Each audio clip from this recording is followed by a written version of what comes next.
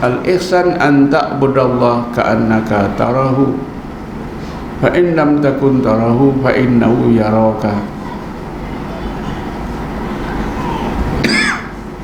Hadis ini sebenarnya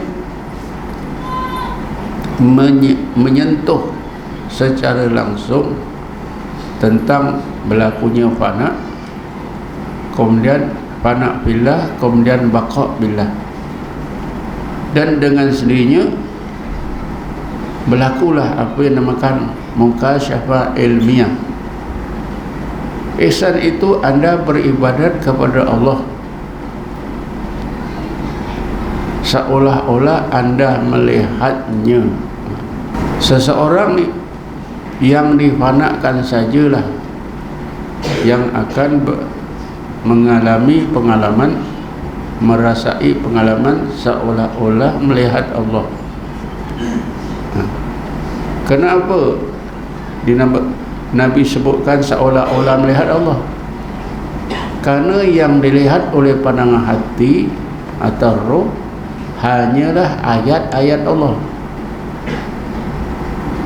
Tapi apabila hati atau roh itu memandang ayat-ayat Allah di alam malakut, orang itu terasa sangat wujudnya Allah Ta'ala.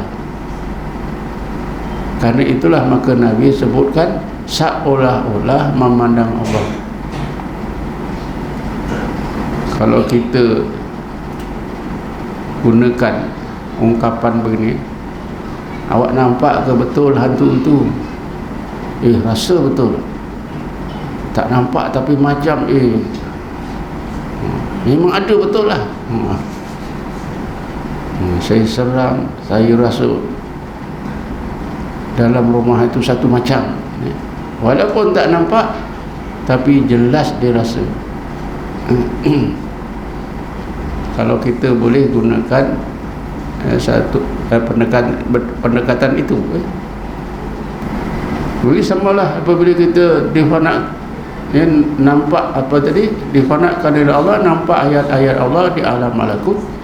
Pada masa itulah rasa betul wujudnya Allah Subhanahu wa ta'ala, bahawa seluruh kejadian ini semuanya bergantung kepada qudrat dan iradah Allah Subhanahu wa ta'ala. Rasa betul. Sebab itulah dikatakan ilmu ini oleh setengah ulama tasawuf sebagai al-ulum az-zawqiyah, berbagai ilmu yang berkaitan dengan rasa rohani kita. Oleh kerana rasa rohani begitu kuat, maka seolah-olah kita macam menyaksikan wujudnya Allah Subhanahu wa ta'ala. Roh kita itu dapat mengimbau pengalamannya semasa belum masuk ke tubuh. Bukan senang tuan-tuan. Pada masa itulah Allah panggil ya ayyatuhan nafsul mutmainnah irji'i ila rabbiki, kembalilah kamu pada Tuhan kamu seperti dahulu. Betul lah, roh kita, hati kita itu betul-betul bertemu dengan Allah, kenal Allah, sama seperti roh kita belum masuk ke tubuh.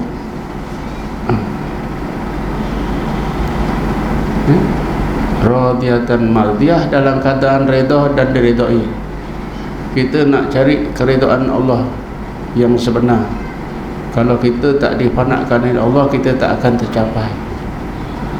Bila kita difanakkan oleh Allah, nampak ayat-ayat Allah, Allah panggil irji'i ila rabbiki, barulah radiyatan mardiyah, barulah dapat keredaan Allah kerana kita redha kepada Allah Subhanahu wa ta'ala.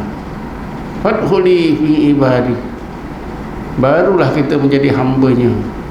Bukan senang tuan-tuan. Barulah menjadi hambanya yang sebenar-benar hamba, yang hampir kepada Allah, yang kenal hakikat dan ma'rifatullah. Akhir sekali itu ditafsirkan oleh ulama tasawuf, fadkhuli fi jannah musyahadati, masuklah ke dalam surga kerana roh kamu musyahadah kepada aku. Ketika fana itu roh kita musyahadah kepada Allah, itulah satu nikmat yang sebaik-baik nikmat yang Allah sebutkan jannati, surgaku. Artinya surga kerana musyahadah hati kamu terhadap wujudnya aku. Sebab itu tidak ada alif lam. Kalau disebut al-jannah saja, fadkhuli jannata, itu surga itulah. Tapi kenapa jannati alif lam dibuang, disambung hujungnya dengan perkataan, dengan kalimah ya, ganti nama Allah, saya, surgaku. Ulama tasawuf mengatakan itu menunjukkan jannati di situ bukan surga seperti yang kita faham, tapi nikmat yang dirasai oleh orang yang dipanakkan oleh Allah, melihat ayat-ayat Allah, musyahadah kepada ayat-ayat Allah, lalu terasalah kebahagiaan itu kerana roh telah kenal Allah seperti dahulu, musyahadah kepada Allah seperti dahulu. Sebab itulah kebahagiaan manusia, tuan-tuan, ialah apabila roh mereka itu dapat kembali seperti dahulu sebelum Allah masukkan ke tubuh.